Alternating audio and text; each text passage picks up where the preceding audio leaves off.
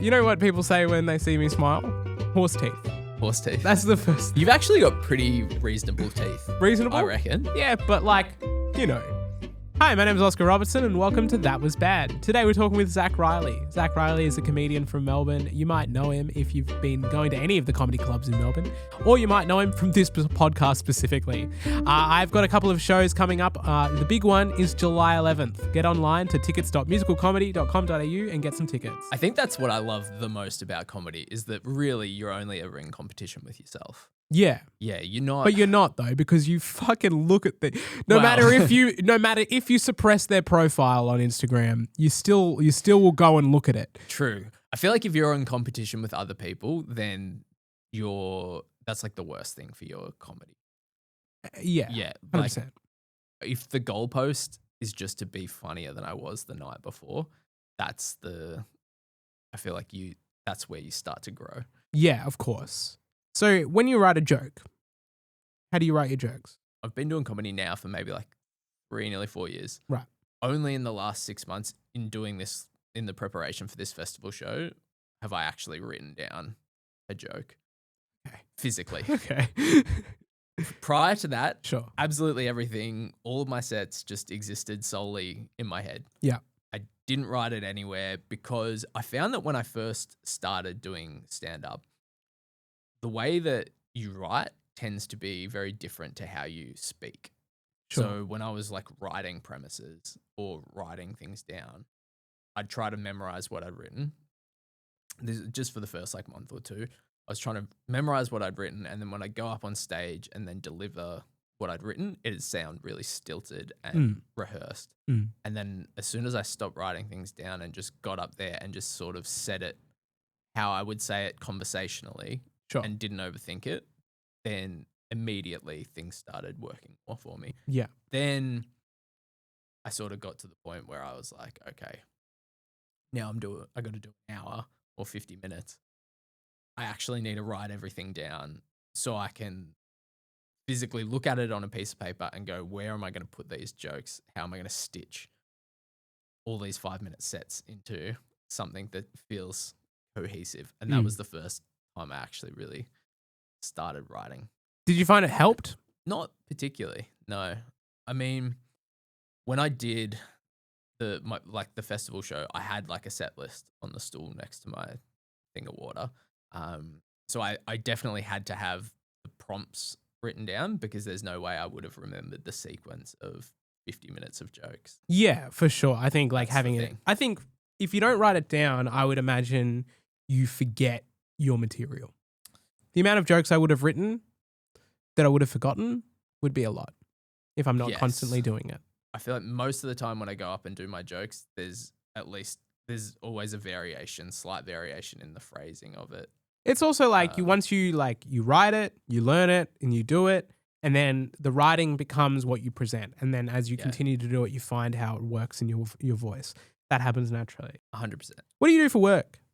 What do I do I'm a social worker. Okay. Yeah. But I feel like the job that I'm in currently, they're very, very strict on social media. Presence. Yeah, Right. yeah. Which, Do you just want to name the company now and just get over? yeah. No, I respect But that. I've been doing social work for like maybe close to 10 years now. Right. Before that, I just did a whole host of really shitty manual labor jobs, and I worked in a kitchen and I worked in retail, and I can talk freely and openly about all of the fucked up things that happened in all of those places. What do you reckon if you had to sum up, like you obviously worked in a kitchen, you do a bit about it, that got a lot of views online, congratulations on that. The chef cut his finger open, substantial amount of his blood ended up going into the deep fryer, right? And I didn't really know what to do because I was only 14 years old. I hadn't read the Food Safety Act. I was like, I don't know how much human blood is allowed in a commercial fryer, you know what I mean? But my gut instinct was like, anything more than none seems like it'd probably be illegal. So I was like to him, listen man, no offense, like what if there's a virus or something in your blood and it contaminates the food? He goes, mate, don't worry about it. That oil's 190 degrees. He goes, whatever viruses are in my blood, that's gonna kill it. I was like, brother, to be honest, I would have felt better if you just said I don't have any viruses. I was like, this isn't reassuring me at all, dude. What was the worst experience you had? Objectively, the worst thing is that you just smell like calamari all the time. Like if you're cutting up raw fish, Yeah. you just smell like raw fish Sure. indefinitely, which Yeah. is not the smell you want when you're trying to, you know, Date. get laid in high school. Yeah. You know. We had different high school experiences, but yeah. Did you go all boys school? No, I went to an all-girls school. Oh, sorry. Sorry, I went to a co-ed school. Dude, puberty blockers fucking crushed it for you. Yeah, man. I didn't hit puberty. Honestly, I do a bit about it, but I didn't hit puberty till I was 19. Is that genuine? That's true. I had no idea that was not a bit. Well, it is a bit, but it's true. And did you have to have like medication or something to like No, kickstart it? it just happened eventually. It just happened. Yeah, medication to kickstart it. Yikes. When you say, but like when you say that you're that you didn't hit puberty, like as in you just couldn't grow facial hair, or like what? We don't need to talk about like, yeah, like Anyway, so little baby dick, no hair. Like, you know what I mean? You know, when it's just that was what it was. that's unreal. Yeah. Yeah, it was fine. All right, steering back to the kitchen. Yeah, no. So chefs are psychos. They are. Anyone who's worked in hospitality will know that chefs are fucking psychotic. But in a way, I kind of liked that about, you know where you stand 100% of the time. That's a good thing, I think, in a workplace. Like now working in an office with a HR department where everything is very, like all the bullying is covert. You know, everything's... It's all nuanced. It's all an email so, with a full stop. Yeah, it's like passive aggressive. It's like, you know, people... You know that people are, you know, talking shit about each other and things are, you know, nothing's kosher. Yeah. But in the kitchen, it's just, you're a fucking retarded cunt. Yeah, sure. We can cut this that. fucking fish. All right, let me rephrase it. just say the N-word. Yeah. To be fair, like I was working in the kitchen back in like 2000 and I think I started there maybe, I don't know, I was 15. Yeah. Retarded was very in vogue. Okay, we're doing it again. Yeah. We're sitting on it. Yeah, no, but like I love that about the kitchen, that everything was just out in the open. It's like you fuck something up or you do something wrong, someone screams in your face, and then you're like, okay. 100%. So is that the story about your worst experience? Is that from a kitchen? My worst probably experience at a job was working. I did work for a casual labor hire agency, working in like factories. Sure. I remember there was this guy and he came up to me and he's like, hey, see up there, like 10 meters up above this stack of shelves. He's like, I was meant to put a sign up there, but I forgot to put it up there.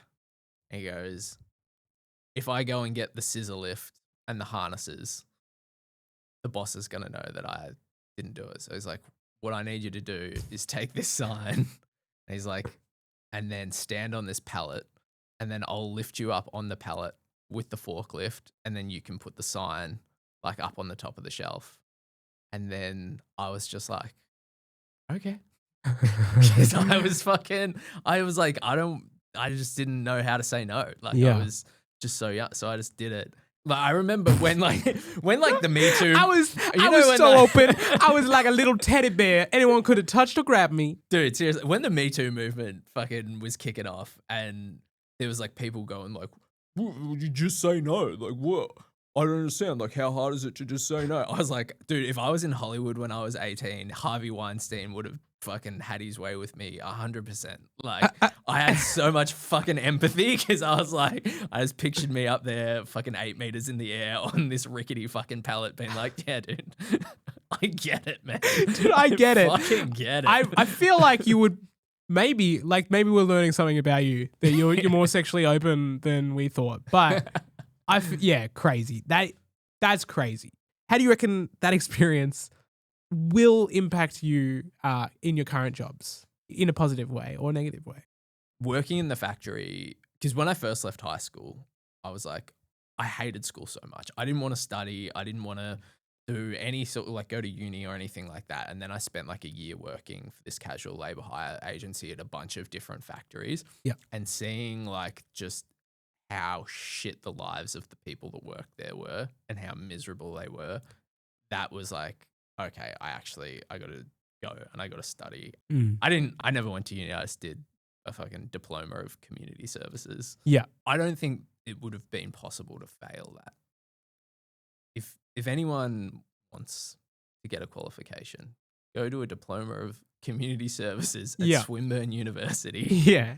There was a guy in the course who was like a recovering ice addict. And then one day they showed us this video and it was, I think it might have been 60 Minutes or something. It was about like the bikies that were dealing drugs out in the kind of, I don't know, whoop suburbs.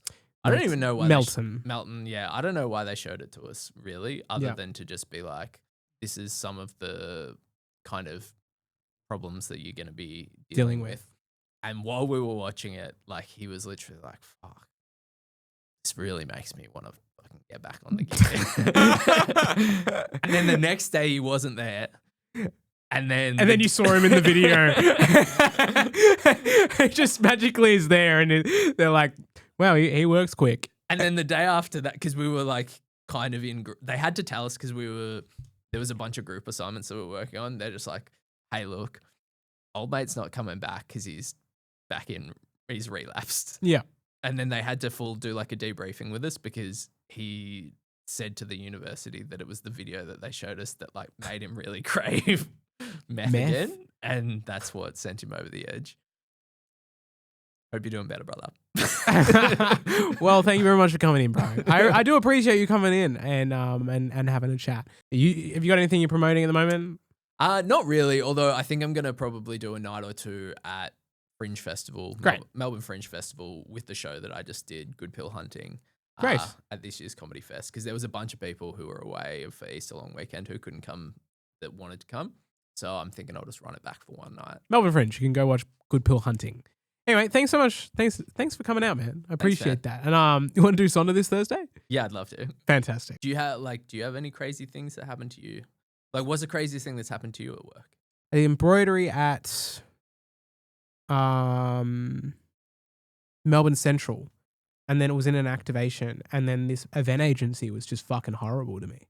They were like fully bullying me for no reason because there was a women run event agency, and I was a man, and they belittled me, spoke over me, and then there was this girl that was like in charge of these polite people, which is like these like girls that come in and work, and they like do like they work for the activations, and then this lady she wasn't in charge of me because I had my own company, and I underquoted them, and they were so rude. I can't even express how rude they were to me, but everything was just like, and I just loved it because I was just like, this is insane that like this is happening. And then I never did any work with them. And then when they asked me if I wanted to do another activation, I just increased my price like by 300% and said, this is my price. I feel like rudeness is the most it was so irritating form of. They wouldn't sign my like thank you card. Like they deliberately wrote on my thank you card that all the girls that were really nice to me got me, and they wrote why would I say thank you? So then the girls had to like draw over it. Like such a bizarre thing. It was insane because that was like the last time that I ever had like an experience being bullied because like I was in charge. This is my company. Yes. You know what I mean? Yeah, so yeah. like they were like, I had no one to talk to about it, except for the friends that I made at that activation. But yeah, it was pretty crazy. When it's not like full blown bullying, when it's just like fucking rudeness. But this was bullying as well. I can't exactly remember what they said or did, but I remember it being pretty bad. There's nothing fun about that. Yeah. That's one thing about working in the kitchen or working in the warehouses. At least there was some level of fun to the bullying. The bullying was, it had some whimsy and charm to it. You know? Like there's one guy at the factory that I work, because we work for the casual labor hire agency. We got a higher base rate than the full-time warehouse workers. So they fucking hated us. And whatever opportunity they could find to like, you know, just take digs or like make fun of us, they would take. But like they were very good at it. They were very funny at it. Like one guy, my first shift there, they were all saying every time we walked past them, they'd call out and they'd call him Shakira, and they'd like woof whistle at him and they'd like blow him kisses. They'd be like, "Ooh, Shakira, Shakira," and then after like the third or fourth time, I was like, dude, why do they keep calling you Shakira? And like so defeated, he just goes, one time when I was leaving work, I turned on the car, Shakira was on the radio. That's right. I've heard you do a stand-up bit about that. That's so and funny. It's like, that's all it takes. Yeah, 100%. And then at least there's some grounding in humor yeah. there.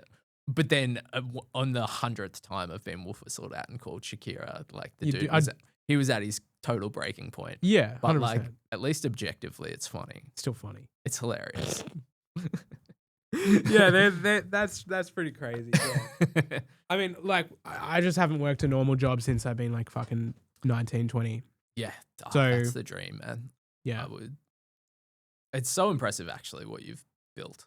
Yeah, man, it's like, amazing. Yeah, I mean, I feel like you've got the energy of like a nepo baby, but knowing that you've actually done this from built it from the ground up with your own money and your own blood, sweat, and tears. That's it. That's why I do it. It is very impressive. That's why I do it, man. My whole life has been built around that. Thank you so much for watching. My name's Oscar Robertson, and I'm glad that you stuck around through this whole podcast. Congratulations. Give us a like and a subscribe, and also rate this podcast wherever you get your podcasts from. A big thanks to Sal Cicero for editing, and a big thanks to Zach Riley for coming out and having a chat. See you next time.